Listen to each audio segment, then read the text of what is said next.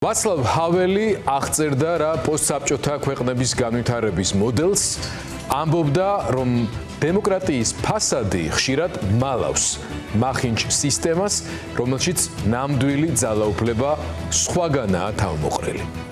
დღეს რუსეთის ოცნების საქართველოში ამ ფასადის ნგრევის მორიგი სამუშაო დღე იყო. ივანიშვილის ოცნებამ ორი სიმბოლური გადაწყვეტილება მიიღო. გაუქმდა სპეციალური საგამოძიებო სამსახური, რომელსაც თანამდებობის პირებისა და ძალოვანი სტრუქტურების კანონდარღვევები უნდა მოეკვია. რითაც ფორმალურადაც კი უარი თქვა ამავე სისტემისგან ავტონომიური უწყებისგან რეპრესიის იარაღად ქცეული პოლიციისა და სპეცსამსახურების მიერ ჩადენილ დანაშაულებზე რეაგირების ვალდებულებაზე. და მეორე, დაზვერვის სამსახურის შთანთქა სახელმწიფო უშიშროების სამსახურმა.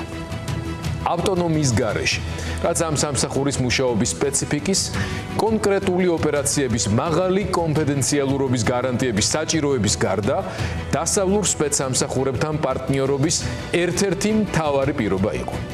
მოხდარი მხოლოდ ნაწილია იმ გადაწყვეტილება და უწყვეტი ტალღისა, რომელიც განსაკუთრებული სიჩქარით 28 ნოემბრის, ანუ ევროკავშირში გაწევრიანების პროცესის შეჩერების შემდეგ დაიძრა და ფაქტობრივად ერთპარტიული ავტოკრატიის ფორმალიზებას ემსახურება. რეჟიმი აღარ თვლის საჭიროდ დემოკრატიის ფორმალური ატრიბუტები შეინარჩუნოს.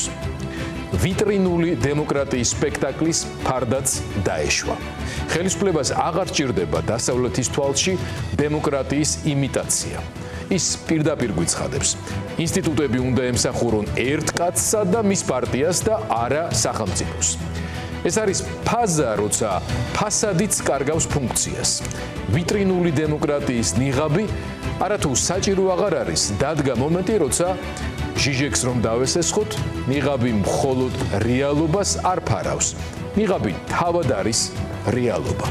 ამ გზის ბოლოში კი ნამდვილად აღარ დგას ევროპა. იქ დგას რუსეთი.